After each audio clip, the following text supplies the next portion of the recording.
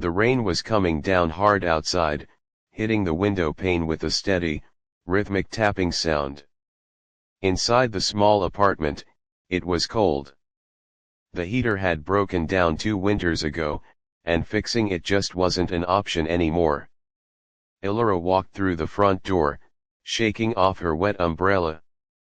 Her feet throbbed. She had been standing for 10 hours straight at the diner, serving coffee and plates of fries to people who barely looked at her. She was tired, deep down in her bones, but she couldn't rest yet.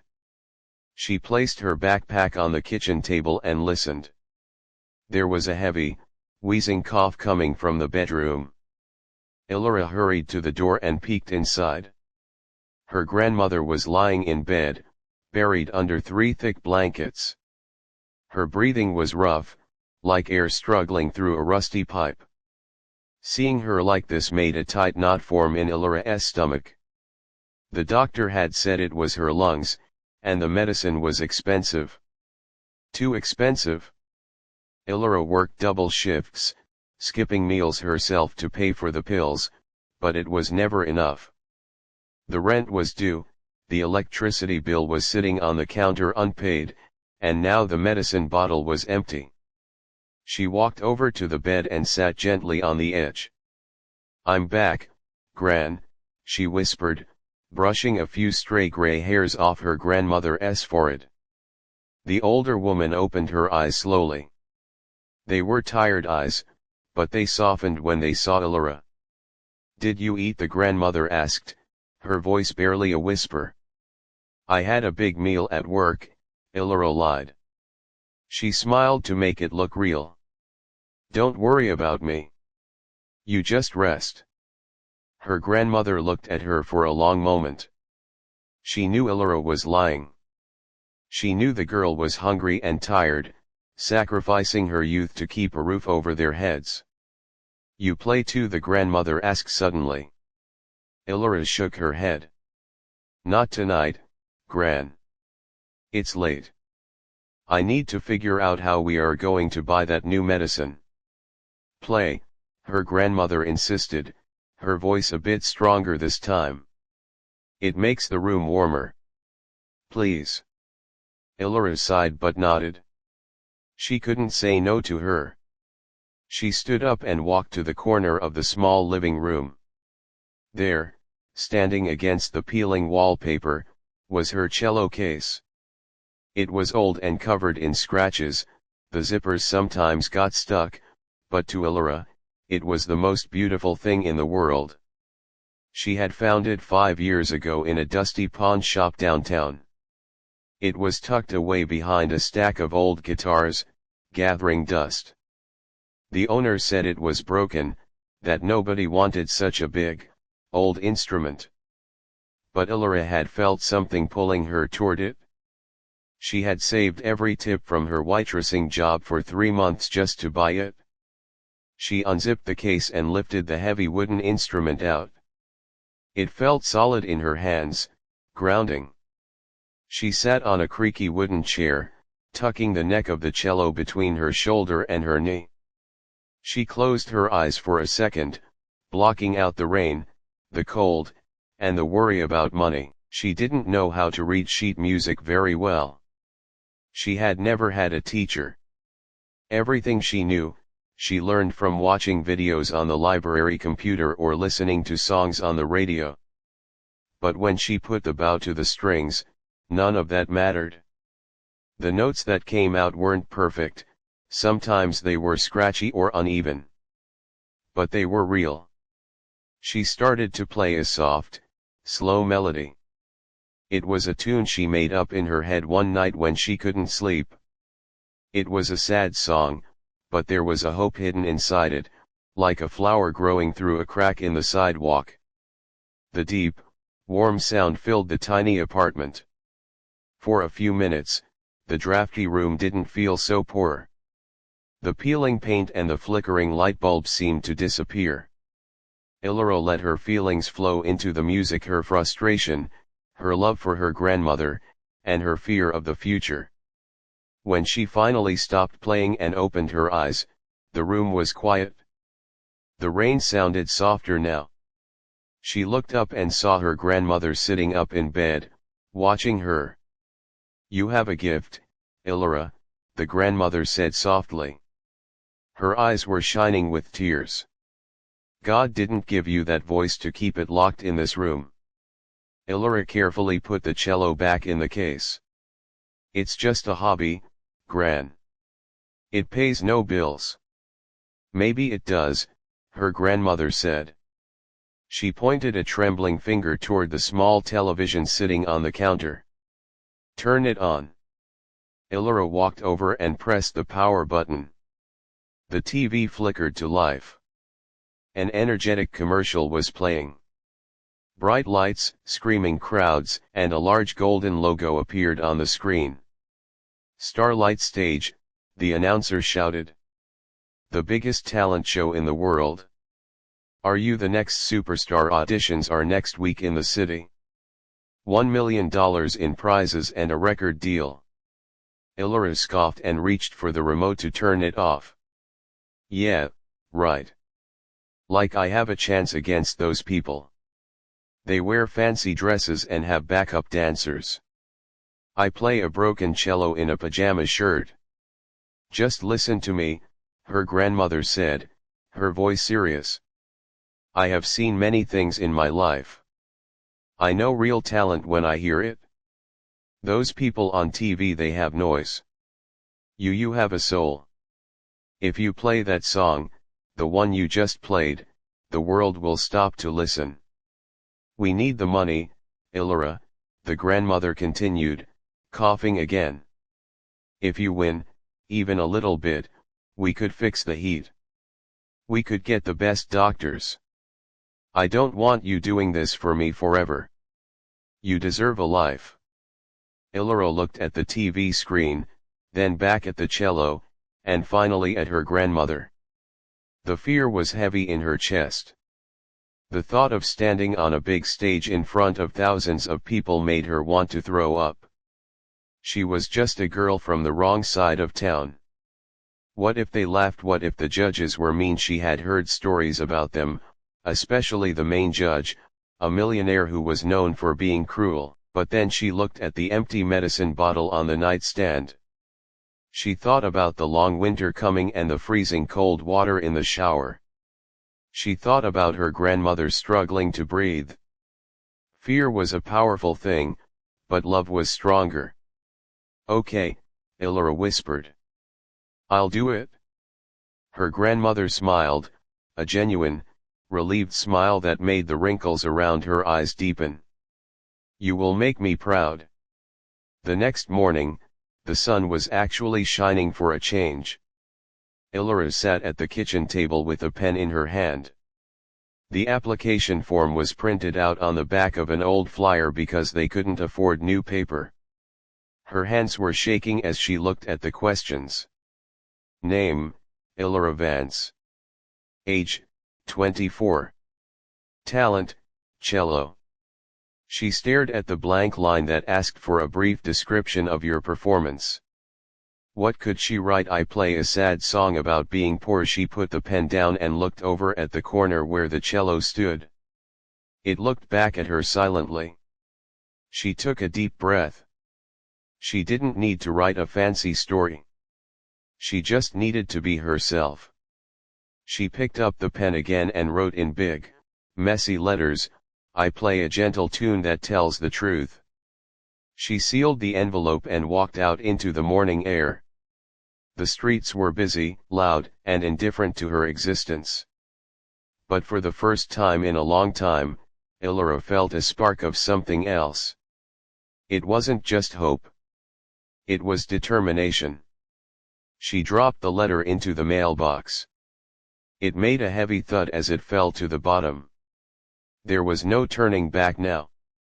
She didn't know if she would win, or even if she would get past the first round, but she knew she had to try. She was doing it for the medicine, for the heat, but mostly, she was doing it because her grandmother believed she was more than just a waitress in a tired, old apartment. 2 weeks passed by in a blur of greasy dishes and late-night shifts, just like any other weeks in Illyra's life, until the day the mail carrier handed her a thick, cream-colored envelope.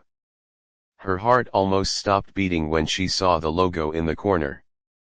She didn't open it right there on the street, she ran all the way home, her breath coming in short gasps. When she finally ripped it open at the kitchen table, her grandmother started crying even before Illyra read the words out loud. She had been accepted. The audition was in 3 days. The reality of the situation hit Illyra hard when she opened her closet to pack. There were no glittery gowns, no high heels, and no flashy costumes suitable for television. There was only her uniform from the diner, a pair of worn-out jeans, and a simple black dress she had bought for a funeral 3 years ago. She stood in front of the mirror, smoothing down the fabric of the black dress. It was the only thing she had that looked remotely serious. She prayed it wouldn't look too shabby under the bright stage lights. The morning of the audition was gray and cloudy, matching the knot of anxiety in Illyra's stomach. She carefully placed the cello into its hard case, strapping it in securely. The instrument felt heavier than usual today, as if it knew the weight of the moment. She kissed her grandmother on the forehead, promised to call as soon as she could, and stepped out the door. The bus ride to the city center felt like the longest trip of her life. Every stop brought her closer to the dream, but also closer to the possibility of a humiliating failure. When the bus finally dropped her off in front of the arena, the sheer size of the building made her feel tiny. It was a massive structure of steel and glass, towering over the street like a giant. The sidewalk was packed with people. Illyra dragged her cello case through the crowd, feeling invisible. Everywhere she looked, she saw contestants who looked like they belonged on a movie screen. There were girls with hair sprayed high enough to touch the sky, wearing sequined jackets that sparkled in the sun. There were dance groups practicing complicated moves on the sidewalk, their music blasting from portable speakers. There were boys with guitars and expensive sunglasses, laughing loudly and tuning their instruments. Illyra looked down at her own scuffed shoes and her plain black dress. Suddenly, she felt very out of place. She felt like a stray cat that had wandered into a dog show. She tightened her grip on the handle of her cello case and kept her head down, trying to blend into the background. She just wanted to get inside and find a quiet corner. Inside the arena, the atmosphere was chaotic. The air smelled of hairspray, coffee, and nervous sweat. Hundreds of people were milling around, holding laminated numbers and pacing back and forth. Illyra found a seat on a cold metal bench against a far wall. She hugged her cello case to her chest, using it as a shield between herself and the noise. As she sat there, waiting for her turn, she couldn't help but overhear the conversations buzzing around her. People were talking about the judges, specifically about the man who sat in the middle chair. Julian Thorne. Illyra knew his name, of course. Everyone did. He was a billionaire who had built a massive music empire. He was known for discovering the biggest stars in the world, but he was also known for being terrifying. A girl standing near Illyra was talking to her friend, her eyes wide with fear. "I heard he hasn't liked a single act all morning," the girl whispered. "He rejected a guy 5 seconds after he started singing. They say he hates amateurs. He wants polished professionals, not people like us." Illyra felt a cold shiver run down her spine. She was the definition of an amateur. She had never taken a lesson in her life. If this Julian Thorne hated amateurs, she didn't stand a chance. She looked toward the stage doors, imagining the man sitting there in his expensive suit, looking at his watch, waiting to crush her dreams. For a moment, she thought about standing up and leaving. She could go back to the diner, back to her safe, quiet life where nobody judged her. But then, she closed her eyes and remembered the sound of her grandmother's breathing. She remembered the empty medicine bottle. She remembered the cold apartment. Fear was telling her to run, but love was telling her to stay. Number 402. Number 402, you're up, a voice crackled over the loudspeaker. Ilara's eyes snapped open. That was her. Her hands shook uncontrollably as she grabbed her cello case and stood up. Her legs felt like they were made of lead. She followed the line of contestants toward a heavy black door. The girl in front of her was shaking so badly she dropped her guitar pick. When she reached the door, the security guard gave her a nod. "Good luck, kid," he said gruffly. Ilara took a deep breath, pushed the heavy door open, and stepped into the blinding light. The walk from the darkness of the hallway to the center of the stage felt like walking across a desert. The first thing that hit her was the silence. It wasn't a quiet silence, it was the heavy, expectant hush of thousands of people holding their breath at once. The audience was a blur of faces hidden behind the bright spotlights shining directly into her eyes. She walked to the marked spot in the middle of the floor, the wood squeaking slightly under her shoes. She set her cello case down and unzipped it. Her fingers fumbled with the zipper, clumsy with nerves. She finally lifted the instrument out, the dark wood gleaming under the lights. She sat down on the chair they had provided for her and tucked the cello into position. It felt familiar in her arms, a friend in a strange land. Then, she looked up. Sitting at the long table about 20 feet away were 3 judges. On the left was a pop star Ilara recognized from the radio, smiling kindly. On the right was a famous producer, busy writing on a notepad. But in the middle was Julian Thorne. He was even more intimidating in person. He wore a sharp, black suit that probably cost more than Ilara earned in a year. He had dark hair and a face that looked like it was carved from stone. He didn't smile. He didn't look at his notepad. He was looking right at her, his expression cold and bored. He tapped a gold pen against the table, a rhythmic ticking sound that echoed in the huge room. He looked like he was already disappointed, like he was just waiting for the next commercial break. Ilara's throat went dry. She felt sweat trickling on her forehead. She wasn't a star. She was just a girl from a poor neighborhood playing a broken-down cello. The silence stretched on, heavy and suffocating. She could feel Julian Thorne's impatience radiating across the stage. He wanted her to start, or better yet, to leave so they could bring on the next act, but then, Ilara thought about the gentle tune. She thought about the truth of the music. She realized she couldn't be anyone else but herself. She wasn't there to impress a billionaire. She was there to play for her grandmother. She didn't say a word. She didn't introduce herself or tell a sad story. She simply closed her eyes, took a shaky breath, and placed the bow against the strings. The arena was silent, waiting for a disaster or a miracle. Ilara was about to show them which one it would be. The first note Ilara played didn't crash into the room like a thunderclap. Instead, it crept in softly, like a cool breeze on a hot night. It was a deep, low hum from the C string of her cello, a sound that seemed to vibrate right through the floorboards and up into the spines of the people sitting in the front row. She kept her eyes closed, blocking out the harsh spotlights, blocking out the thousands of faces, and blocking out the imposing table of judges. In that moment, she wasn't in a massive arena anymore.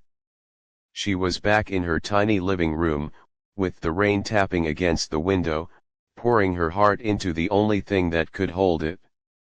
She didn't play a famous classical song that everyone would recognize. She didn't play a fast, Catchy pop tune to get the crowd dancing. She played the melody she had hummed to herself while washing dishes at the diner. She played the rhythm of the old bus she took home every night.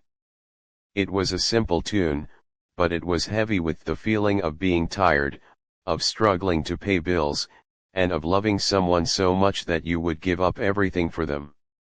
At first, the audience was confused. People who had been whispering to their neighbors turned their heads toward the stage. A few people checked their phones, thinking this quiet girl with the battered instrument was just another waste of time before the commercial break. But then, as Ilara's bow moved across the strings, the sound began to weave a spell. The music swelled, slow and steady. It wasn't just sound, it was a story. It was the sound of a grandmother's laughter, the warmth of a worn-out blanket, and the sharp pain of hunger.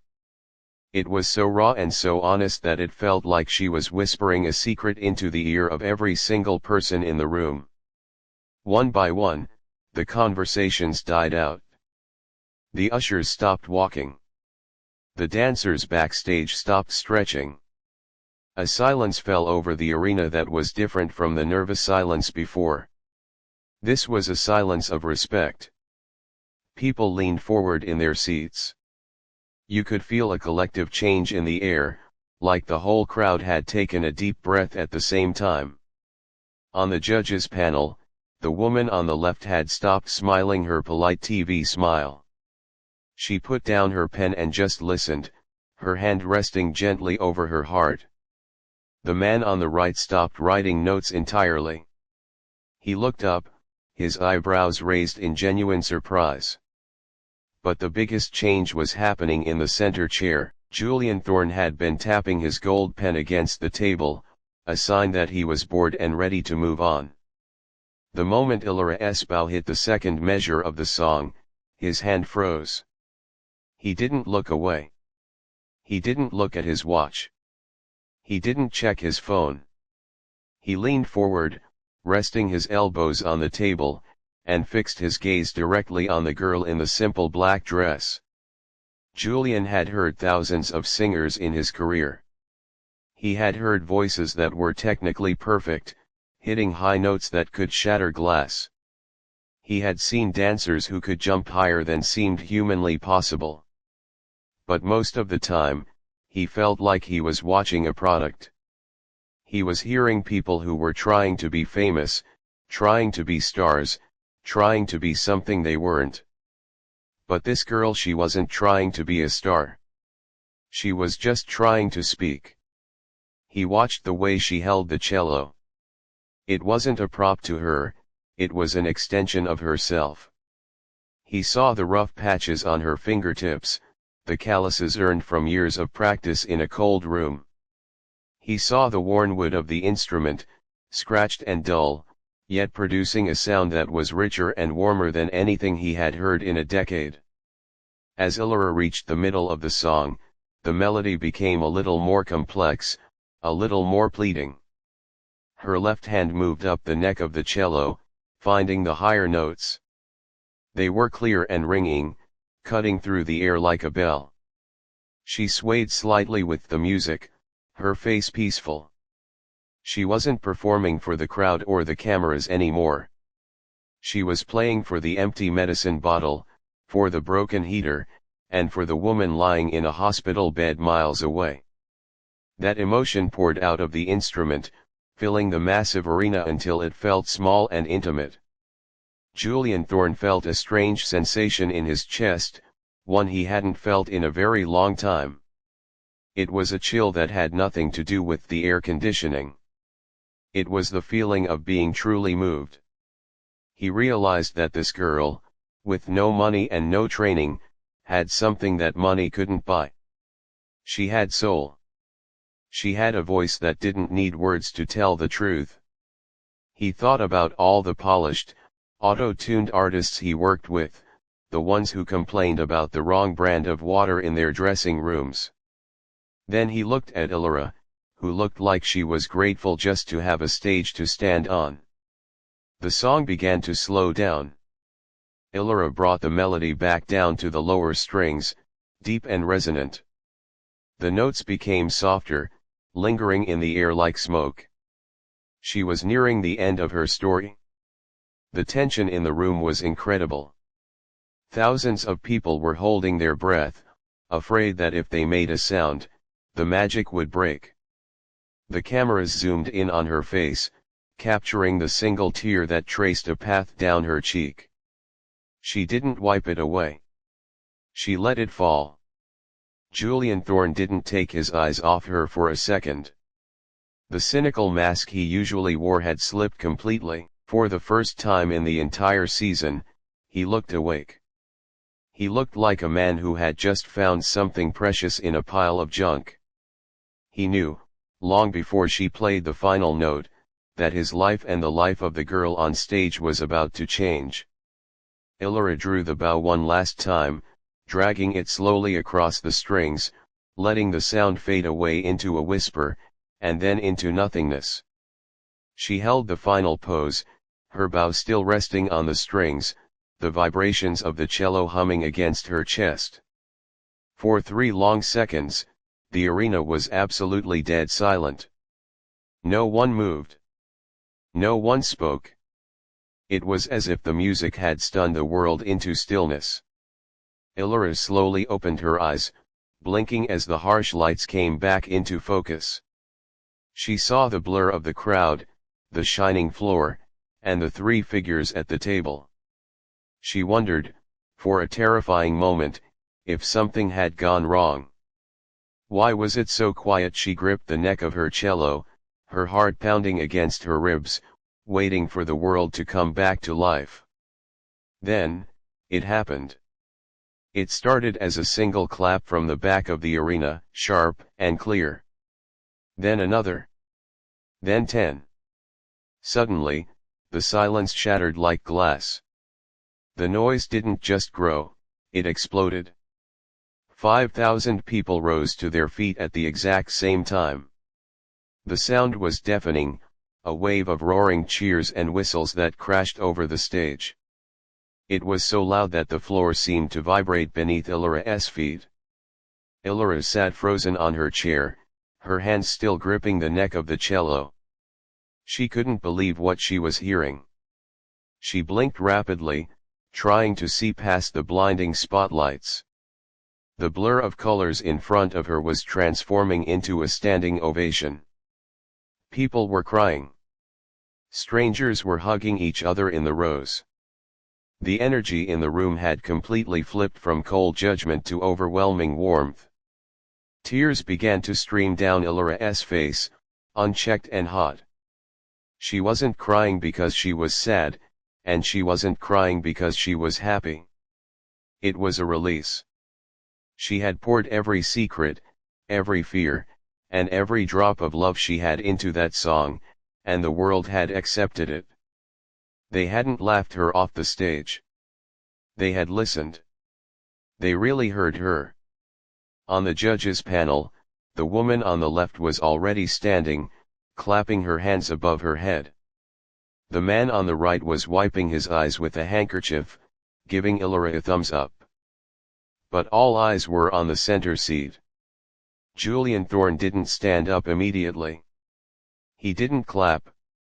For a moment, he just sat there, looking at Illyra with an intensity that made her breath catch in her throat.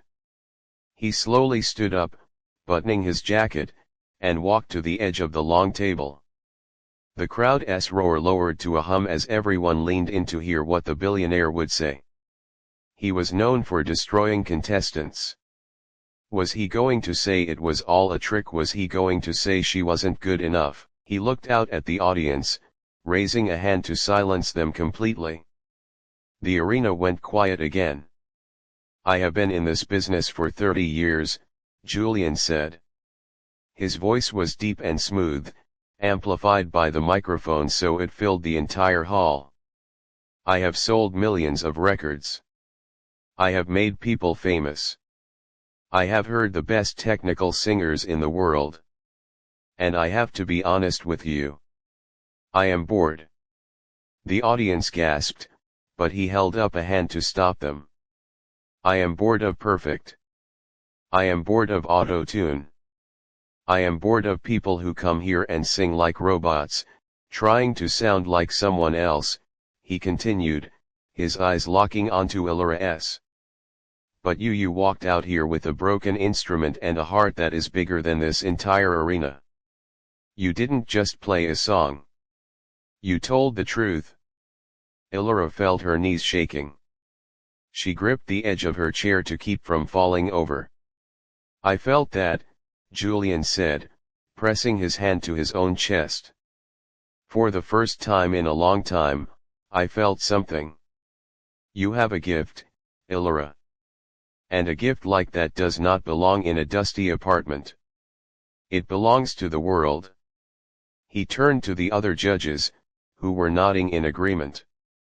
Then, he looked back at Ellora and a small, genuine smile touched his lips. It wasn't a scary smile. It was the smile of someone who had just found a rare diamond in a pile of rocks. I'm not going to let you go home today, Julian said firmly. I'm not going to make you wait for a vote. Because if this show doesn't have you in it, then this show doesn't deserve to be on the air. He reached across the table. In the center of the judge's desk was a large, glowing red button covered by a protective glass case. The crowd realized what was happening. The screams started to rise, getting louder and louder, shaking the walls of the building. Julian lifted the glass cover. He didn't hesitate. He slammed his palm down onto the button. Boom! A sound like a cannon blast echoed through the arena.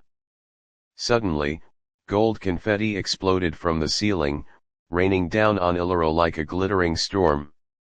The theme music for the golden buzzer blared through the speakers, loud and triumphant.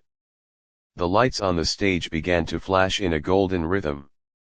Ellora covered her mouth with her hands, sobbing openly now. This was it. The golden buzzer. She was going straight to the live shows. She was safe.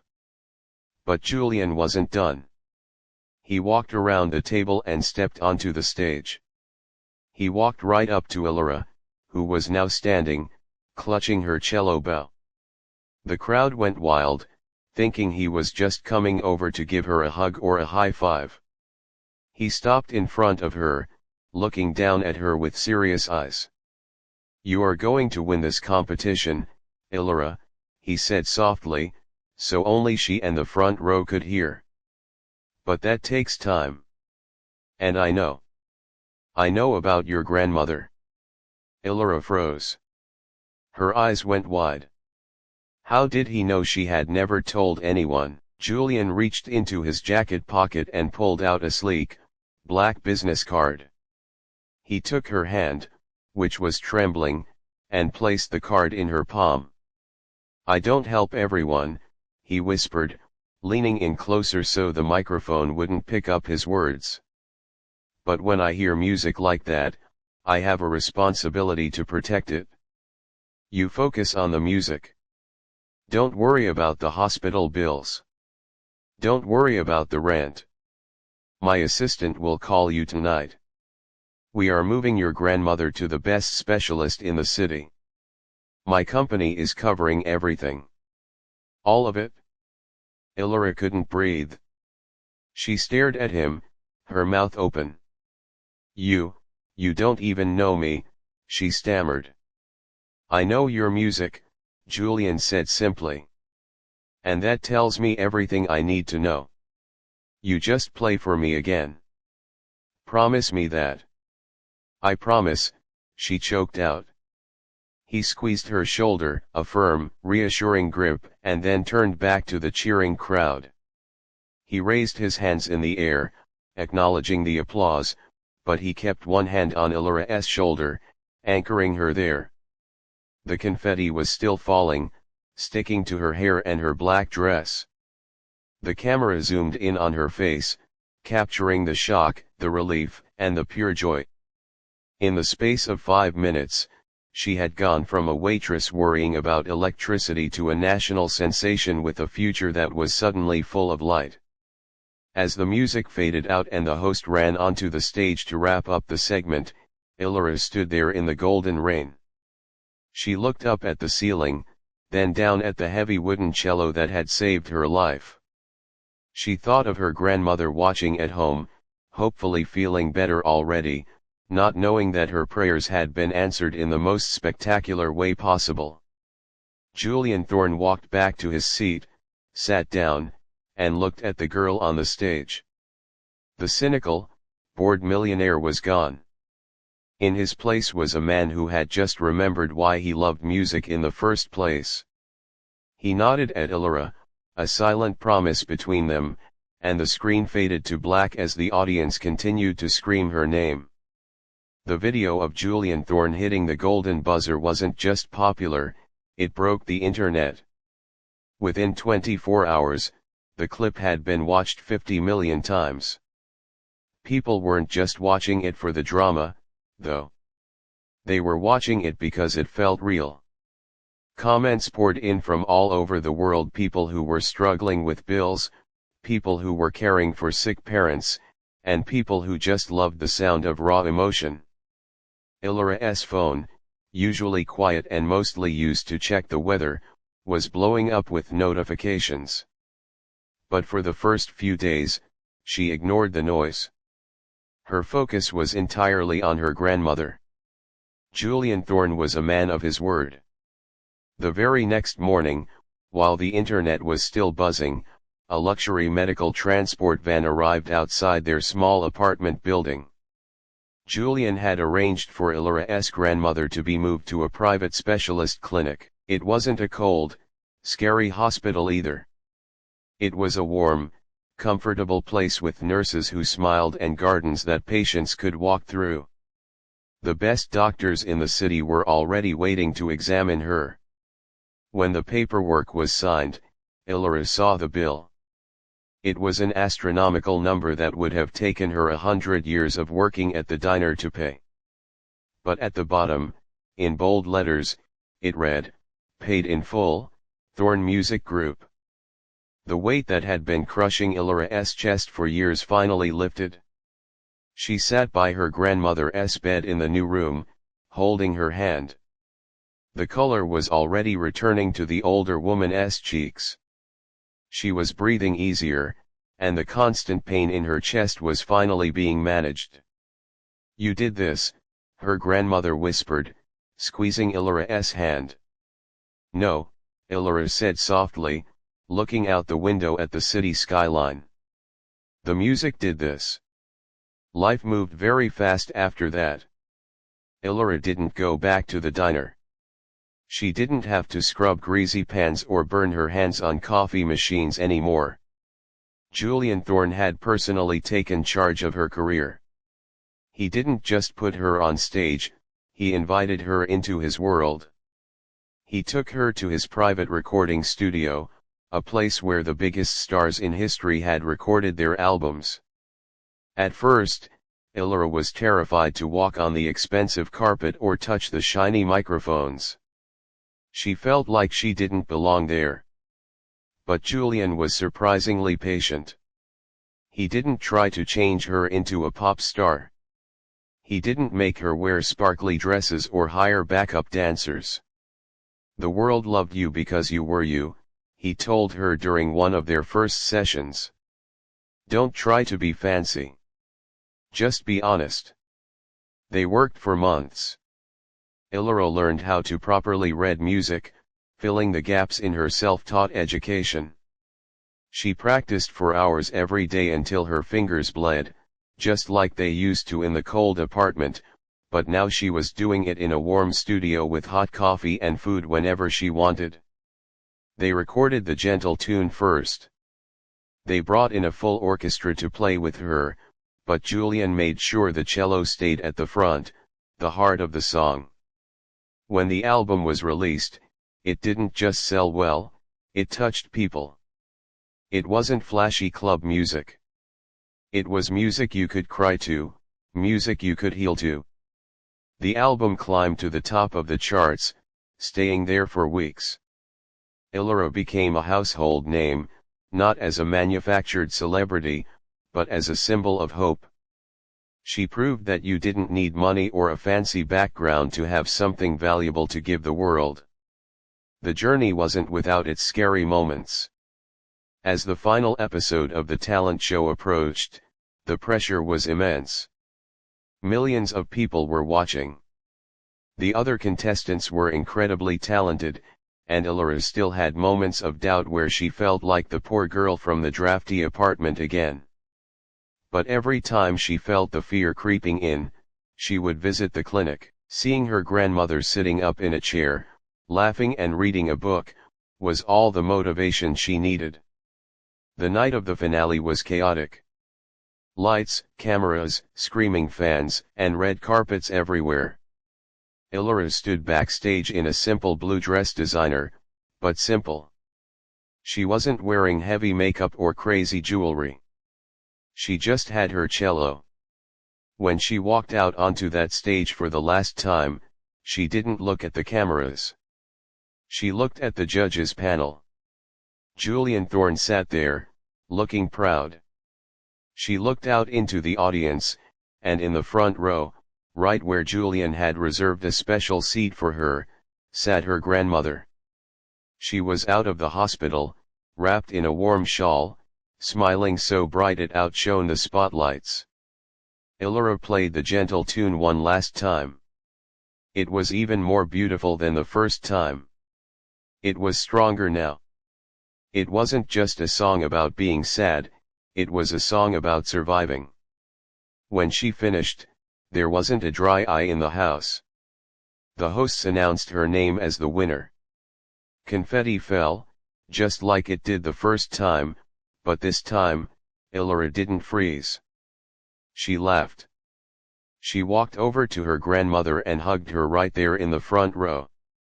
Then she looked at Julian and mouthed the words, "Thank you." A year passed, and life settled into a new rhythm. The apartment was gone, sold to a family who hopefully would fix the heater. Illara bought a small, cozy house with a big garden where her grandmother could sit in the sun. The house had a dedicated music room, always warm, with big windows that let in the afternoon light. The story ends on a quiet Tuesday afternoon. The house is peaceful. There is no roaring crowd, no judges, and no cameras. Just the sound of birds chirping outside. Illara is sitting in her music room. Her cello is resting against her shoulder. Her grandmother is sitting in her favorite armchair nearby, knitting a scarf, looking healthy and strong. Illara starts to play. It's a new song she is working on, something light and happy. It's not a song of struggle anymore. It's a song of peace. As the notes flow through the room, Illara realizes that while winning the competition and the money was wonderful, the real prize was this moment. Being able to do what she loved, and being able to share it with the person she loved most, without the heavy weight of the world on her shoulders. She smiles, closes her eyes, and lets the bow dance across the strings, playing a gentle tune for a life that was finally, truly her own.